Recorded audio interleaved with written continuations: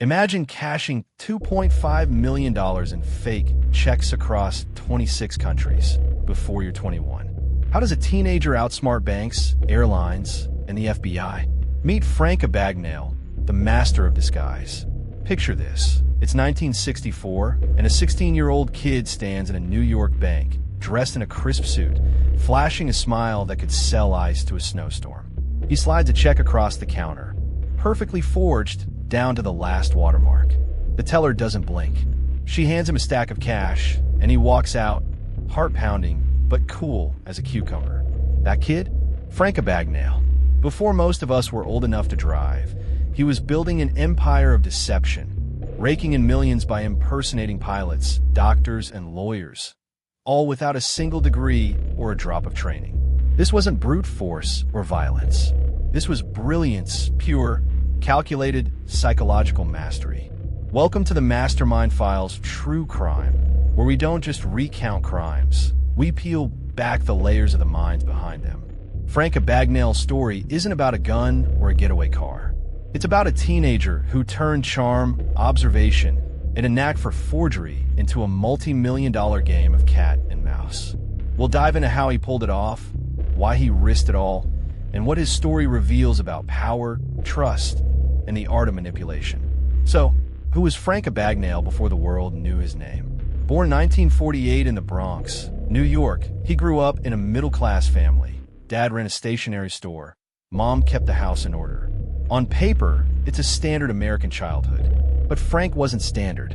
He had a mind that saw angles where others saw walls.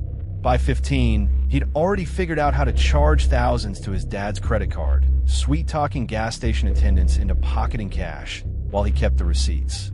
It was small time, sure, but it was a spark, a glimpse of the con man he'd become. Then came the turning point.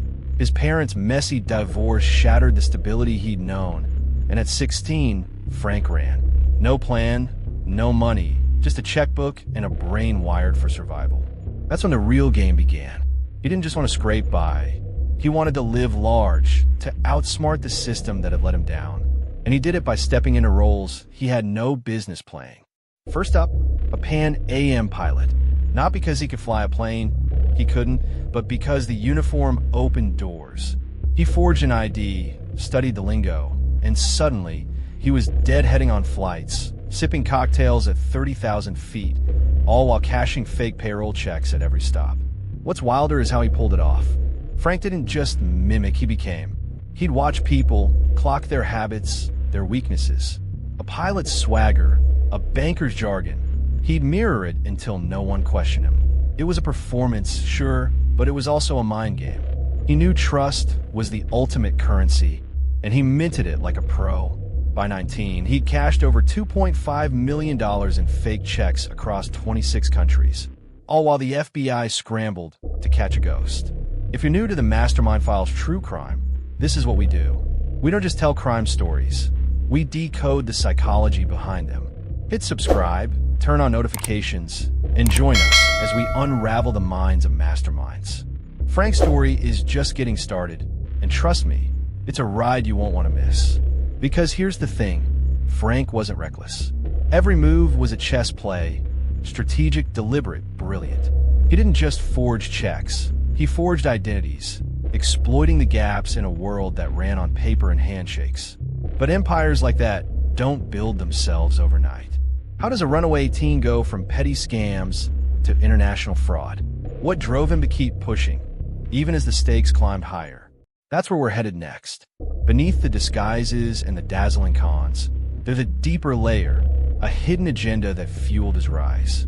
Stick around, because Frank Abagnale's story is about to take off, literally. Let's rewind to 1964. Frank's 16, freshly run away, standing on New York Street with nothing but a checkbook and a hunger to prove himself. That divorce, it didn't just break his family, it broke something in him. But instead of crumbling, he turned that chaos into fuel. This wasn't about rebellion, it was about control. And his first real scheme, it started small, but lit the fuse for everything to come. Frank realized early that people don't question what looks official. He took his dad's checkbook, already a lifeline after the credit card hustle, and started tinkering. He'd alter amounts, forge signatures, and test his charm at local banks. A shy smile, a quick story about a payroll mix-up, and cashiers handed over hundreds without a second thought. It was a rush, sure, but it was also a revelation. The world ran on trust, and he could bend it to his will.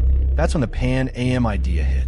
He'd always been fascinated by planes, those sleek symbols of freedom soaring above the mess of his life. But flying them? Too much work. Posing as a pilot? That was the ticket. He called Pan Am, pretending to be a co-pilot who'd lost his uniform. A few smooth lies later, they mailed him a replacement. Then, he forged an FAA license using a printer's sample and some clever cutting. Suddenly, he's in the cockpit. Not flying, mind you, but hitching rides on jump seats, chatting up real pilots, and cashing fake payroll checks at every airport. By 17, he's logged over 1 million miles, all on someone else's dime. This wasn't luck. Frank studied. He'd hang around airports, picking up jargon, altitudes, call signs, the works. He'd rehearsed that pilot's strut, the casual confidence that made crews nod and bankers swoon. It was psychological judo, using people's assumptions against them. A uniform, a clipboard, a firm handshake. That's all it took to turn a teenage runaway into a jet-setting con man. The stakes were low at first. A few hundred here, a free flight there. But Frank's ambition wasn't small time. Each success sharpened his edge. Each con built his confidence. He wasn't just surviving. He was rewriting his story, one forged check at a time. And the world? It was his stage. Banks didn't suspect a kid in a pilot's cap. Airlines didn't double-check a badge that looked legit. He'd found the perfect disguise, authority itself. By 18, he'd cashed thousands, crisscrossing the U.S. with a grin and a fake ID. But this was just the warm-up. The real question was brewing. How far could he push it? Could he take this act global, turn a clever hustle into an empire? The wheels were already turning, and the next move would be bigger, bolder than anyone could imagine. Stay tuned, because Frank's about to trade that pilot's cap for something even more audacious. Frank's 18 now, and that pilot gig? It's paying off, literally. He's got cash in his pockets, a swagger in his step, and a taste for something bigger. The checks are getting fatter, the lies more elaborate. He's not just hopping flights anymore. He's building a system. And in 1966, he takes it up a notch, stepping into a role that's as wild as it is brilliant. A doctor. It starts in Georgia. Frank's posing as Dr. Frank Williams, a pediatrician on sabbatical. He doesn't know a stethoscope from a thermometer, but he doesn't need to. He lands a gig supervising interns at a hospital, not by applying, but by schmoozing a real doctor who vouches for him. How? He reads medical journals, mimics the lingo, and leans on that disarming charm. When an intern asks about a procedure, he nods sagely, tosses out a vague, consult the literature, and slips away. He's not treating patients. He's managing trust, directing traffic in a white coat. Meanwhile, the checks keep flowing.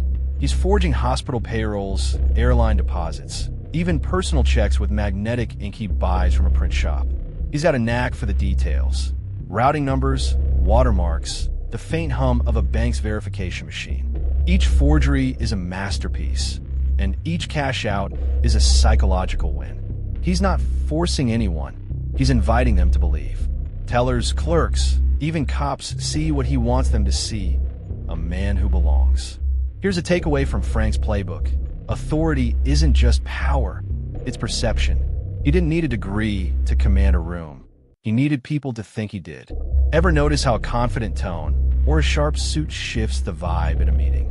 That's Frank's game, and it's one you can play too, in business and life. Master the mask, and doors swing open. By now, he's international, France, Canada, Sweden, cashing checks in crisp suits and borrowed accents. He's got aliases stacked like a deck of cards. Frank Williams, Robert Conrad, pilot, doctor, lawyer.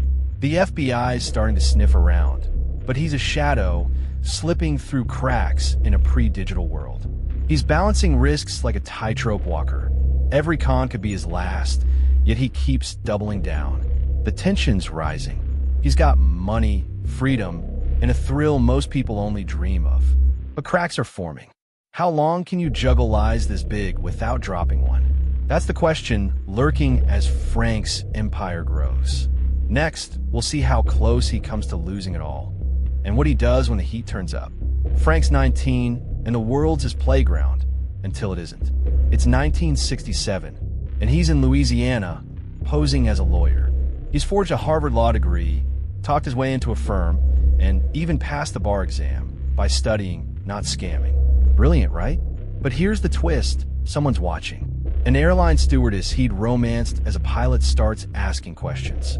She's not suspicious. She's smitten, but her chatter catches the wrong ears.